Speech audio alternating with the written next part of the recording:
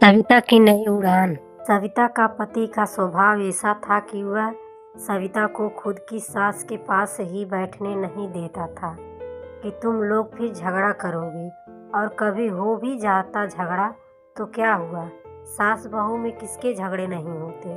और रोहन को तो बस दूर ही रहो तुम दोनों, सास बहू यही कहना था।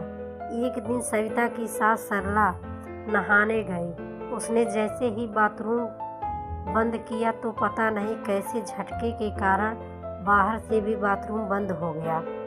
सरला तो बस इस बात का पता भी नहीं लगा। वह नहा धो के बाथरूम का दरवाज़ा खोलने लगी तो वह नहीं खुला।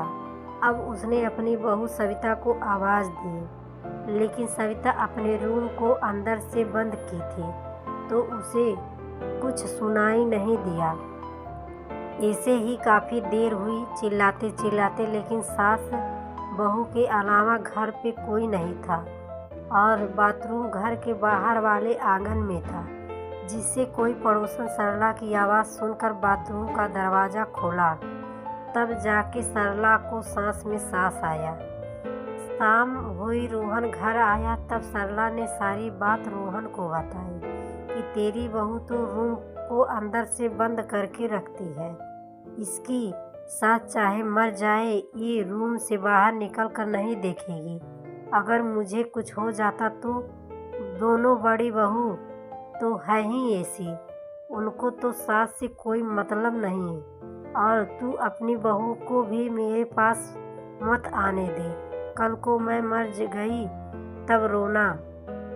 तब जाकर रोहन ने कहा, हाँ मेरी गलती है सारी, मैं इसको रूम बंद करके रहने को कहता हूँ, इसकी कोई गलती नहीं है। इन सब के बाद रोहन में थोड़ा सुधार तो आया, लेकिन अभी रोहन सविता को किसी के पास बैठने नहीं देता था। उसको लगता था कि मेरी बहू को नए लोग सिखा देंगे। फिर सविता सोचने लगी, ऐसे तो काम नहीं चलेगा। इतनी बड़ी जिंदगी है मेरे सामने, हमेशा ही मैं एक कमरे में बंद होकर नहीं रह सकती, किसी से बात भी नहीं कर पाती। सविता ने बहुत समझाया अपने पति रोहन को, लेकिन उसको तो बस एक ही बात दिमाग में जमी हुई थी। सविता को ख्याल आया कि मैं अपनी छोड़ी पढ़ाई को पूरी करूंगी, और सविता जिद करके बैठ गई। रोहन ने साफ मना कर दिया, पर रोहन के पिताजी ने सविता का साथ दिया और सविता की जिद के आगे रोहन की ना चली। अब सविता चली कॉलेज पढ़ने। फिर रोहन ने एक महिला कॉलेज में सविता का दाखिला करा दिया और फिर हॉस्टल में रहने लगी। सविता के हॉस्टल के पास ही कॉलेज था। सविता ने पढ़ाई में खूब मेहनत की, क्योंकि उसे पता था मेरी आज़ादी का एक ही रास्ता है। अब मैं पढ़ लूँगी तो कहीं अच्छी जॉब मिल जाए तो मैं उस बंधन से आज़ाद हो जाऊँगी। सविता ने अच्छे नंबर में ग्रेजुएशन की और फिर कोचिंग की, जिसमें कई साल हो गए। वह अब घर भी कम आती थी। सविता का एक बेटा था जिसका ख्याल उसकी सास और जेठानी की लड़की रखती थी। कुछ समय बाद सविता एक शिक्षिका बन गई। तब सभी लोग बहुत खुश थे और रोहन भी। आखिर मेहनत का फल तो मिला। सविता को गांव के पास का ही विद्यालय में ड्यूटी लगी। तब सविता घर पे रहकर घर भी और बाहर भी सब एक साथ संभाल रही थी। सविता की दोनों जेठानी तो अब और भी ज़्यादा जलने लगी। उन दोनों ने रोहन को सिखा दिया कि तेरी बहू घूंघट नहीं करती, सूट पहनती है। उस दिन शाम को रोहन घर आया। उसका चेहरा वही लाल गुस्से से तमतमा रहा था, जिसे कुछ साल पहले हुआ करता था। उसे घर आते ही सविता को अपने पास बुलाया और कहा, तू सूट ही पहनती रहेगी, साड़ी नहीं पहनी जाती तुझसे, और बाहर वालों के सामने घूंघट नहीं करती है। तू।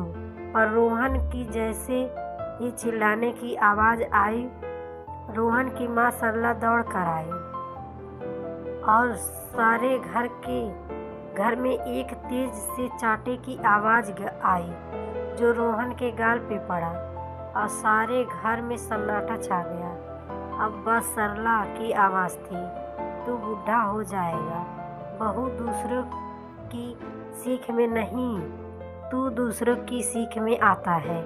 वो एक अध्यापिका है, घूंघट करके बच्चों को कैसे पढ़ाएगी? इस नरक से बाहर निकली है वो, और तू उसे इसी के अंदर ही धकेलता जा रहा है। सुधार की मेरी बहू को नहीं, तुझे ज़रूरत है। और रोहन चुपचाप गर्दन झुकाए अपने कमरे में चला गया। अब तक उसे समझ आ चुका था कि आज तक गलती बस मेरी ही थी।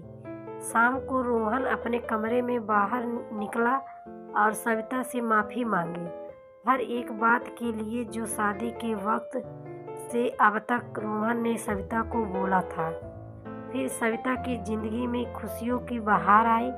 अब सब खुश थे। सविता बोली, बस हमारी खुशियों को किसी की नज़र ना लगे। इस कहानी से हमें यह सीख मिलती है कि किसी भी व्यक्ति को अपनी स्वतंत्रता और आत्मसम्मान के लिए संघर्ष करना चाहिए। शिक्षा और आत्मनिर्भरता एक महिला को सामाजिक बंधनों से मुक्त करने में सहायक होती है। रूढ़िवादी सोच को बदलना कठिन होता है, लेकिन सही दिशा में उठाए गए कदम अंततः बदलाव लाते हैं। आज की ये खास और मज़ेदार कहानी आपको कैसी लगी नीचे कमेंट में ज़रूर बताएं। स्टोरी पसंद आई हो तो वीडियो को लाइक करें और हिंदी कहानी सुनने के लिए मेरे चैनल NG वॉइस को सब्सक्राइब ज़रूर करें। धन्यवाद।